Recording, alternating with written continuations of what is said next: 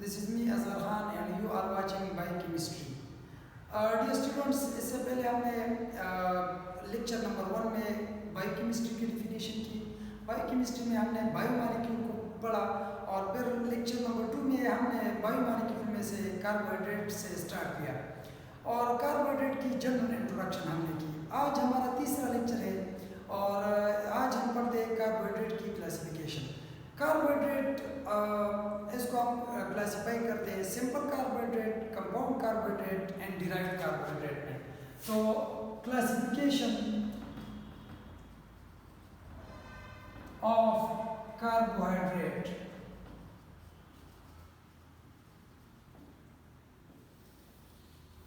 Carbohydrates are classified into simple carbohydrate,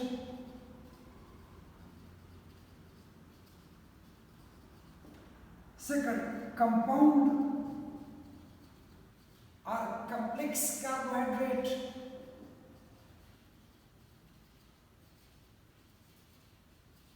and the third one is derived carbohydrate. अच्छा भाई, अब 1 by 1 पढ़ते हैं कि सिंपल कार्बोहाइड्रेट क्या है।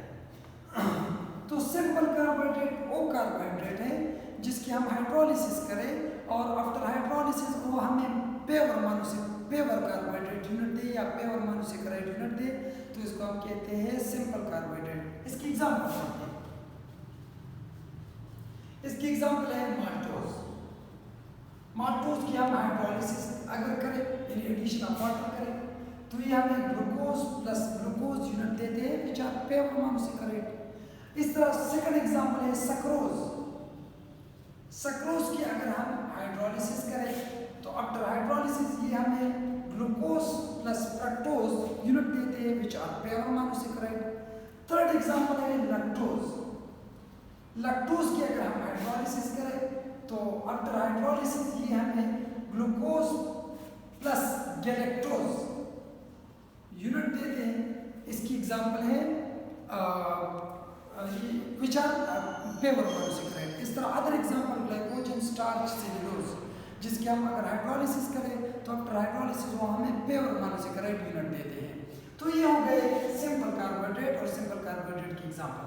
सेकंड वन है कंपाउंड कार्बोहाइड्रेट या कॉम्प्लेक्स कार्बोहाइड्रेट, ओ कार्बोहाइड्रेट, जिसकी हम हाइड्रोलिसिस करें और आफ्टर हाइड्रोलिसिस वो हमें एक पेवर मोनोसेकेराइड यूनिट दे और एक नॉन कार्बोहाइड्रेट यूनिट दे। एक हमें कार्बोहाइड्रेट और एक नॉन कार्बोहाइड्रेट यूनिट दे, तो इसको हम कहते हैं कंपाउंड या कॉम्प्लेक्स कार्बोहाइड्रेट। इसकी एग्जांपल क्या है? इसकी एग्जांपल है ग्लाइकोप्रोटीन। ग्लाइकोप्रोटीन की अगर हम हाइड्रोलिसिस करें तो आफ्टर हाइड्रोलिसिस ये हमें एक यूनिट पेवर कार्बोहाइड्रेट देता है और एक यूनिट हमें देता है non carbohydrate protein. Second example है ग्लाइकोलिपिड। ग्लाइकोलिपिड की अगर हम हाइड्रोलिसिस करें तो आफ्टर हाइड्रोलिसिस ये हमें एक unit carbohydrate and second unit lipid का देगा। This is then another and second example of compound carbohydrate या कॉम्प्लेक्स कार्बोहाइड्रेट। थर्ड वन है डिराइव्ड कार्बोहाइड्रेट। तो डिराइव्ड कार्बोहाइड्रेट वो कार्बोहाइड्रेट होते हैं जो हमारे पास सिंपल और कंपाउंड कार्बोहाइड्रेट है, इसकी हम फर्दर मॉडिफिकेशन करें, इसमें मॉडिफिकेशन करें और इसकी मॉडिफिकेशन से जो चीज़ मिल जाए, यानी दोनों की कम्बिनेशन से इसमें हम थ्रू केमिकल रिएक्शन इसको मॉडिफाई करें और आफ्टर मॉडिफिकेशन हमें जो चीज़ भी मिल जाए उसको हम कहते हैं डिराइव्ड कार्बोहाइड्रेट। तो डिराइव्ड कार्बोहाइड्रेट की एग्जांपल है एस्कॉर्बिक एसिड, जिसको हम विटामिन सी भी कहते हैं, और सेकंड एग्जांपल है यूरोनिक एसिड। तो ये हो गया कार्बोहाइड्रेट की क्लासिफिकेशन। अब ये जो सिंपल कार्बोहाइड्रेट है इसको हम फर्दर क्लासिफाई करते हैं, इसकी फर्दर क्लासिफिकेशन करते हैं। Classification of simple carbohydrate. तो simple carbohydrate they are further classified into monosaccharide,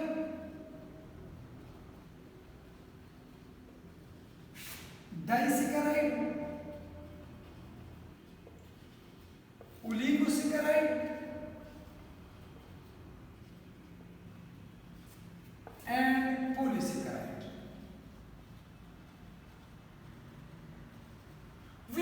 discuss each one.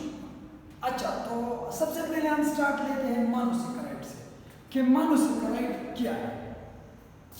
तो मोनोसेकेराइड आप याद रखिए कि मोनोसेकेराइड ये एक ग्रीक वर्ड है, और आप लोगों को ये बात याद रखना चाहिए कि most of the word used in medical sciences या in biology they are Greek word. वजह क्या है? क्योंकि साइंस पर इससे पहले जो है ना मुसलमानों, ग्रीक और लेटर ने हुक्मरानी की थी, इसी वजह से most of the word used in medical sciences and in biology they are Greek word.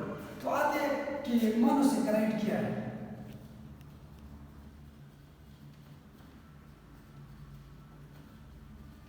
Monosaccharide एक ग्रीक वर्ड है और इसका मतलब है सिंगल या one, and saccharide mean sugar, यानी ये एक यूनिट पर मुश्तमिल शुगर होता है, and it is also called simple sugar.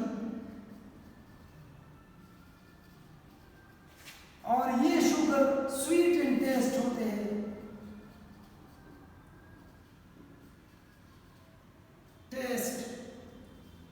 और ये इजीली सॉल्युबल होते हैं,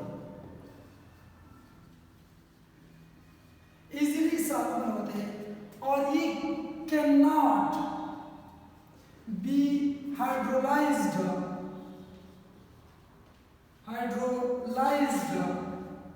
फर्दर। इसका मतलब ये है कि चूंकि ये सिंपल यूनिट है, एक यूनिट से बना होता है और सिंपल है, तो इसकी फर्दर हाइड्रोलाइसिस नहीं होती। इसका मतलब क्या है? फॉर एग्जांपल हमारे पास लैक्टोज है, तो ये फर्दर हाइड्रोलाइज हो सकता है, यानी जिन कंपोनेंट से ये बना होता है आफ्टर एडिशन ऑफ वाटर, ये उन्हीं कंपोनेंट में दोबारा चला जाता है, यानी ये आफ्टर हाइड्रोलाइसिस ग्लूकोज और गैलेक्टोज में चला जाता है। तो मतलब ये कि जो डाइसेकेराइड लैक्टोज है, इसकी फर्दर हाइड्रोलाइसिस हो सकती है, यानी जिन कंपोनेंट से बना होता है उन्हीं में अब दोबारा चला जाता है, लेकिन जो मोनोसेकेराइड है इसकी फर्दर हाइड्रोलाइसिस नहीं होती, नहीं हो सकती इसकी फर्दर हाइड्रोलाइसिस। अच्छा भाई, ये जो मोनोसेकेराइड है इसका general formula CH2O whole N, और N क्या है? ये नंबर ऑफ कार्बन एटम्स को शो करता है। अच्छा भाई, इसके बाद जितने भी मोनोसेकेराइड है इसमें या तो अल्डिहाइड फंक्शनल ग्रुप होगा या कीटोन फंक्शनल ग्रुप होगा। मैंने आप लोगों को कार्बोहाइड्रेट की जनरल इंट्रोडक्शन में बताया था कि अगर कार्बोहाइड्रेट में अल्डिहाइड फंक्शनल ग्रुप है तो हमेशा कार्बोहाइड्रेट की स्ट्रक्चर में कार्बन नंबर 1 पर मौजूद होगा। अगर कीटोन फंक्शनल ग्रुप है तो हमेशा कार्बोहाइड्रेट में की स्ट्रक्चर में कार्बन नंबर 2 पर मुश्तमिल होगा। So on the basis of functional group, carbohydrate are classified into two, एक है अल्डोसिस शुगर, एक है ketoses sugar. So functional group classification of carbohydrate.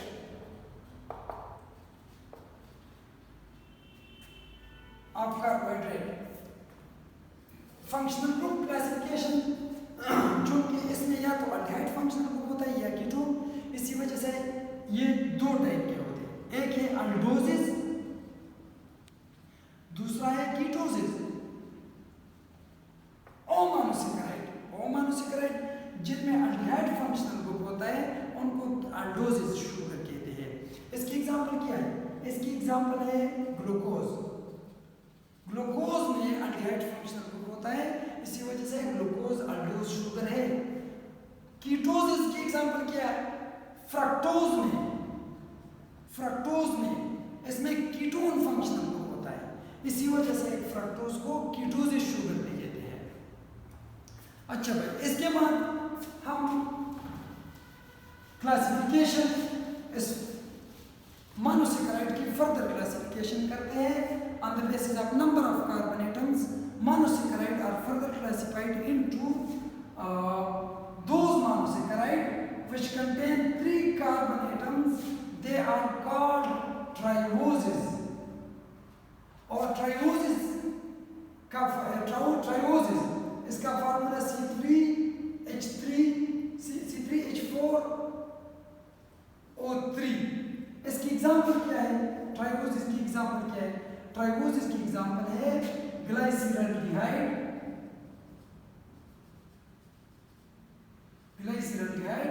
And dihydroxy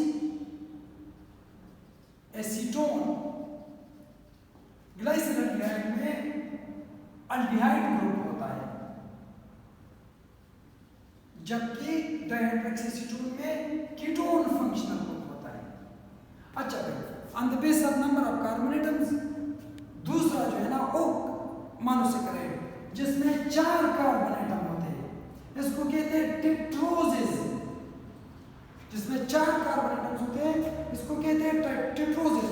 टेट्रोसिस की एग्जांपल है. अच्छा भाई, ये जो ट्राइओस है C3H6O3 है. दूसरा है टेट्रोसिस. टेट्रोसिस की एग्जांपल फार्मूला है C4H8O4. तो इसकी एग्जांपल क्या है ट्राइओसिस की? एक है एराइथ्रोज और एक है एराइथ्रोलोज.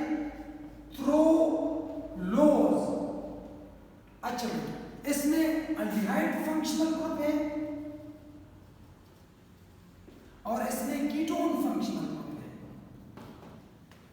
अब ओ मोनोसेकेराइड जिसमें 5 कार्बन एटम होते हैं, they are called pentose. Pentose का फार्मूला C5H10O5. इसकी एग्जांपल क्या है? इसकी एग्जांपल है राइबोज और दूसरा है राइबोलोज. इसका फार्मूला इसमें अल्डिहाइड फंक्शनल ग्रुप है और इसमें कीटोन फंक्शनल ग्रुप है. ओ मोनोसेकेराइड जिसमें 6 कार्बन एटम होते हैं, दे आर कॉल्ड हेक्सोसिस. और हेक्सोसिस का फार्मूला C6H12O6 और इसकी एग्जांपल है ग्लूकोज और दूसरा है फ्रक्टोज. आप लोगों को पता है कि ग्लूकोज में अल्डिहाइड फंक्शनल ग्रुप है और फ्रक्टोज में कीटोन फंक्शनल ग्रुप है. इसके बाद ओ मोनोसेकेराइड जिसमें 7 कार्बन एटम होते हैं, दे आर कॉल्ड हेप्टोसिस. और इसकी एग्जांपल क्या है? इसकी एग्जांपल ग्लूकोहेप्टोज. इसमें अल्डिहाइड फंक्शनल ग्रुप होता है, जबकि ग्लूकोहेप्टालोज इसमें कीटोन फंक्शनल ग्रुप होते हैं.